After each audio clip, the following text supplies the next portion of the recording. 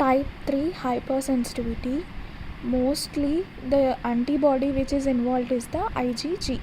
So immune complex mediator hypersensitivity, this is also type 3 is also called as immune complex mediator hypersensitivity. How? Because the antibodies along with the antigen that will forms a complex. This antigen antibody immune complex is of various sizes and it circulates in the body. Normally this antigen antibody immune complexes are removed by the macrophages. If they are excess, there is difficulty in clearing. Various small immune complexes are deposited in various tissues and leads to tissue damage. There are 3 phases in the immune complex mediator hypersensitivity. There is phase of immune complex formation, phase of immune complex deposition, phase of immune complex and tissue injury. The first phase.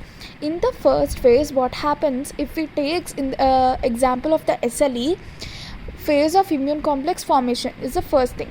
The antigens which are present produce the antigens along which they are going into the circulation. The antibodies or goes into the circulation and forms the antigen antibody complexes.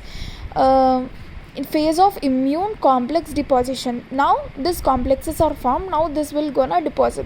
This immune complexes deposits in the small blood vessels like glomeruli and synovial membrane of the joints. Now after deposition, this will cause a phase of the inflammation and tissue injury. Now as is gone here, this activates the neutrophils chemotaxis and degranulation, that means activation of the complement system occurs. That will leads to damage to this. There are no bacteria to kill it, so they'll damage their own cells. What happens here is, as they go here to the glomeruli and the synovial joint, as there is no bacteria present in it, but as there is no bacteria present, they're gonna kill our own cells. This is a phase of inflammation and tissue injury. Next, examples are the post-streptococcal glomerulonephritis. Example, this post-streptococcal glomerulonephritis is caused by the streptococcus bacteria, which is also called as strep throat. This streptococcal, which actually causes the infection of the throat. Our own immune system recognizes this antigen within few days and they are removed. Antigen present in the cell wall of the bacteria. Normally when you get a sore throat, the antigens will recognize this and they will destruct them. That was a normal case will occur. What in case of the strep throat?